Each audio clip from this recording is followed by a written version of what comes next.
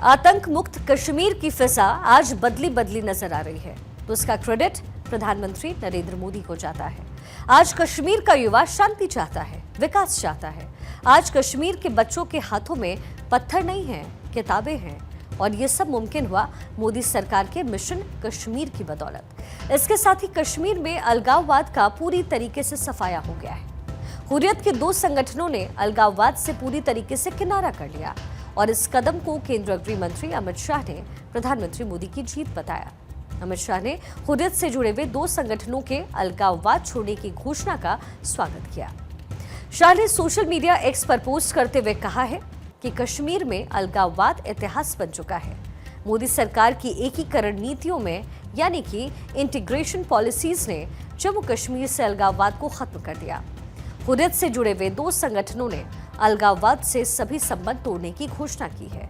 मैं ऐसे सभी समूह से आग्रह करता हूं कि वो आगे आए और अलगाववाद को हमेशा के लिए खत्म कर दें। ये प्रधानमंत्री नरेंद्र मोदी के विकसित, शांतिपूर्ण और एकीकृत भारत के निर्माण के सपने की एक बड़ी जीत है। ये घटनाक्रम मीरवाइज उमर फारूक के अध्यक्षता वाली आवामी एक्शन कमेटी यानी एसीसी और मसरूर अब्बास अंसारी की अध्यक्षता वाले जम्मू कश्मीर इत्तेहादुल मुस्लिमीन यानी JKIM पर गैर कानूनी गतिविधियां रोकथाम अधिनियम 1967 के तहत 5 साल के लिए प्रतिबंधित संगठन घोषित करने के कुछ दिनों बाद हुआ। वहीं भारत सरकार ने हुर्रियत कॉन्फ्रेंस पर पहले से बैन लगा रखा है और इसी का नतीजा है कि जम्मू कश्मीर में हुर्रियत के दो ग्रुपों ने अलगाववाद से पूरी तरीके से वो अलग हो चुके हैं। पिछले कुछ सालों में मोदी सरकार ने अलगाववादी गतिविधियों पर लगाम लगाने के लिए कई सख्त कदम भी उठाए, जिसमें आतंकवाद विरोधी कानूनों का सख्त पालन और सामाजिक आर्थिक सुधार शामिल है। घाटी में आतंकवाद के खिलाफ सख्त एक्शन की वजह से घटनाओं में भी काफी कमी आई है। सरकार की पूरी कोशिश है कि जल्द से जल्द जम्मू कश्मीर को पूरी तरीके से आतंकवाद मुक्त बनाया जाए। जम्मू कश्मीर से अनुच्छेद 370 हटने के बाद अब केंद्र शासित प्रदेश में एक निर्वाचित सरकार भी है। नेशनल कॉन्फ्रेंस के मुखिया फारूक अब्दुल्ला के बेटे उमर अब्दुल्ला जम्मू कश्मीर के इस समय मुख्यमंत्री हैं। सुरक्षा बलों की चौकसी और सरकार की सख्त नीतियों ने आतंक की कमर तोड़ दी। कश्मीर की हवा में अब बारूद की गंध नहीं है, बल्कि शांति की खुशबू है। कश्मीर की सड़कें जो कभी पत्थरबाजी और गोलियों की गूंज से थर्राती थी, आज शांति की कहानी बयां कर रही है। कश्मीर में आतंकवाद का खात्मा कोई जादू नहीं है, बल्कि एक सोची समझी रणनीति का नतीजा है। आज जिस हुर्रियत को उसी के दो गुटों ने बहुत बड़ा झटका दिया है, उस हुर्रियत कॉन्फ्रेंस के दो प्रमुख धड़े हैं। पहला है मीरवाइज उमर फारूक के नेतृत्व वाला धड़ा, जो कि बातचीत और शांतिपूर्ण समाधान के पक्ष में रहा। मीरवाइज उमर फारूक उसके अध्यक्ष रहे हैं और कश्मीर में धार्मिक और सामाजिक प्रभाव रखते हैं। दूसरा सैयद अली शाह गिलानी के नेतृत्व वाला धड़ा, जो कि कट्टरपंथी धड़ा माना जाता है, जो कश्मीर को भारत से अलग करने और इसे पाकिस्तान के साथ जोड़ने की वकालत करता रहा है। गिलानी लंबे समय तक हुर्रियत के प्रभावशाली नेता रहे, लेकिन 2020 में उन्होंने संगठन से इस्तीफा दे दिया और साल 2021 यानी 2021 में उनकी मौत हो गई। हुर्रियत कॉन्फ्रेंस जम्मू कश्मीर में एक प्रमुख राजनीतिक और अलगाववादी संगठन है, जिसकी स्थापना 31 जुलाई 1993 को हुई।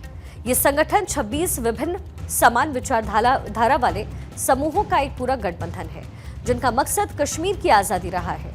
हुर्रियत का गठन उस समय हुआ जब जम्मू कश्मीर में हिंसा और अशांति अपने चरम पर थी, खासतौर पर 1989 के बाद से शुरू हुए आतंकवाद और अलगाववादी आंदोलन के रूप में।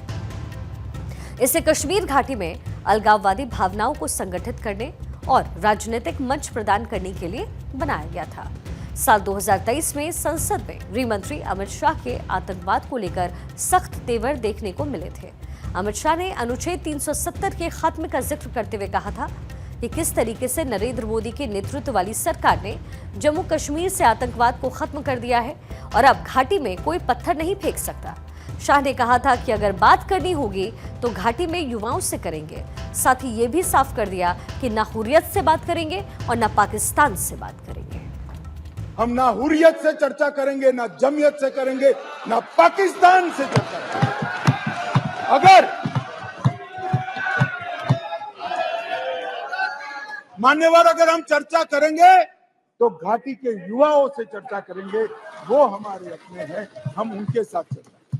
मान्यवर, हुर्रियत पर हमने पाबंदी कर दी, जमायत इस्लामी पर कश्मीर में पाबंदी कर दी, आतंकवादियों के समर्थन को चुन चुन कर नौकरियों से हटाया। अब किसी भी आतंकवादी की मृत्यु का जनाजा नहीं निकलता है, क्योंकि जो जहां मारा जाता है वही दफन किया जाता है। वहीं पिछले साल हुर्रियत कॉन्फ्रेंस के अध्यक्ष मीरवाइज उमर फारूक के तेवर नरम दिखाई दिए और मीरवाइज उमर फारूक ने कहा कि उनका संगठन बीजेपी की अगुवाई वाली केंद्र सरकार के साथ कश्मीर मुद्दे पर बातचीत करने के लिए तैयार है। उमर फारूक को अनुच्छेद 370 को हटाए जाने के बाद उनके घर में नजरबंद किया गया। इसके खिलाफ वो हाईकोर्ट पहुंचे और 4 साल तक घर में कैद रहने के बाद सितंबर 2023 में वो बाहर निकले। मीरवाइज उमर फारूक ने प्रधानमंत्री मोदी के बयान का भी जिक्र किया था। फारूक ने प्रधानमंत्री नरेंद्र मोदी के ब्रिक्स शिखर सम्मेलन में दिए गए भाषण का जिक्र करते हुए कहा था कि प्रधानमंत्री ने खुद भी बातचीत और कूटनीति के जरिए मुश्किलों का समाधान करने की बात कही है, न कि युद्ध के जरिए। हुर्रियत कॉन्फ्रेंस ने पूर्व प्रधानमंत्री अटल बिहारी वाजपेयी, मनमोहन सिंह और पाकिस्तान के पूर्व राष्ट्रपति परवेज मुशर्रफ से भी बात की थी और वो दिल्ली की मौजूदा हुकूमत के साथ भी बातचीत करने के लिए तैयार है। कश्मीर में अब तक बहुत खून बह चुका है और इसे आगे भी जारी रहने नहीं दिया जा सकता। हुर्रियत का गठन करने वाले संगठनों में जमात इस्लामी, जम्मू कश्मीर लिबरेशन फ्रंट यानी JKLF और ऑल पार्टीज हुर्रियत कॉन्फ्रेंस जैसे जो समूह हैं वो शामिल हैं। हालांकि समय के साथ इसके कई नेताओं और धड़ों में मतभेद जरूर उभरे, जिससे संगठन की एकता कमजोर हो गई। भारत का मस्तक कहे जाने वाले जम्मू कश्मीर का विकास और कायाकल्प जिस तेजी से समय हो रहा है, उसके पीछे एक सोच है, एक विजन है, एक संकल्प है और उस संकल्प को पूरा करने वाले हैं प्रधान सेवक नरेंद्र मोदी। प्रधानमंत्री मोदी का सपना है कि हर किसी का घर का सपना पूरा हो। इसके लिए केंद्र की मोदी सरकार की तरफ से प्रधानमंत्री आवास योजना चला रही है, जिसका सक्सेस मीटर तेजी के साथ ऊपर भाग रहा है। लोगों को सिर पर छत मिल रही है। न्यू इंडिया का न्यू फ्यूचर आज का नया कश्मीर है। हाल ही में प्रधानमंत्री आवास योजना शहरी 2.0 के तहत सरकार ने 3,53,000 नए घरों के निर्माण को मंजूरी दी है। इस योजना के तहत देश के 10 राज्यों और केंद्र शासित प्रदेश में आवासों का निर्माण होगा। ये घर बेनिफिशियरी लेड कंस्ट्रक्शन यानी BLC और अफोर्डेबल हाउसिंग इन पार्टनरशिप यानी AHP के तहत बनाए जाएंगे। इसके साथ ही आज एक और अच्छी खबर आई, जो कि नए कश्मीर में प्रधानमंत्री आवासीय योजना से ही जुड़ी हुई है। पिछले 2 सालों में जम्मू कश्मीर में प्रधानमंत्री आवास योजना के तहत 3 लाख से अधिक पक्के घरों का निर्माण हुआ। PMAY योजना के तहत 18 मार्च 2025 तक कुल 3,04,554 घरों का निर्माण पूरा हुआ, जिनमें जम्मू में 2,60,124 और कश्मीर में 44,420 घर शामिल हैं। इसके अलावा जम्मू में 2,86,057 घर और घाटी में 48,806 घरों के लिए मंजूरी दी गई है। जम्मू कश्मीर के ग्रामीण विकास और पंचायती राज मंत्री जावेद अहमद डार ने इसकी इंफॉर्मेशन दी। केंद्र की मोदी सरकार कश्मीर के कायाकल्प के लिए प्रतिबद्ध है और जम्मू कश्मीर में सबसे अधिक घर राजौरी जिले के पूरे हुए। इसके बाद पुंछ, रामबन, डोडा, रियासी, उधमपुर, इसके बाद कठुआ, किश्तवाड़ और सांबा भी है। इस योजना का मुख्य उद्देश्य गरीब और जरूरतमंद परिवारों को घर उपलब्ध करवाना है। खासतौर पर महिलाओं, वरिष्ठ नागरिकों, ट्रांसजेंडर समुदाय, अनुसूचित जाति, अनुसूचित जनजाति और OBC के लिए ये योजना फायदेमंद है। देश में विकास की जो गाथा लिखी गई है, उसमें एक पन्ना कश्मीर का है। कश्मीर बदला तो इसकी फिजा बदली, इसकी रंगत बदली, इसकी कहानी बदली और देश का ताज निखर करके सामने आया। यह आज का नया कश्मीर है, जिसे हम सदियों से धरती का स्वर्ग कह करके बुलाते रहे हैं। इसलिए आज कश्मीर की विकास यात्रा का जिक्र होना भी जरूरी है। आज कश्मीर में विकास की नई नई गाथाएं लिखी जा रही हैं। जम्मू कश्मीर में पिछले 10 सालों में जिस रफ्तार से रेल इंफ्रास्ट्रक्चर का विकास हुआ, वो दशकों तक नहीं हुआ। बात डेमोक्रेसी की हो या संकल्प डेवलपमेंट का हो, आज जम्मू कश्मीर पूरे देश के लिए एक नया उदाहरण प्रस्तुत कर रहा है।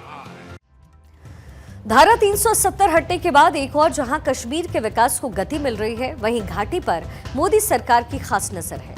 कश्मीर में विकास का अध्याय प्रधानमंत्री मोदी खुद अपने हाथों से लिख रहे हैं।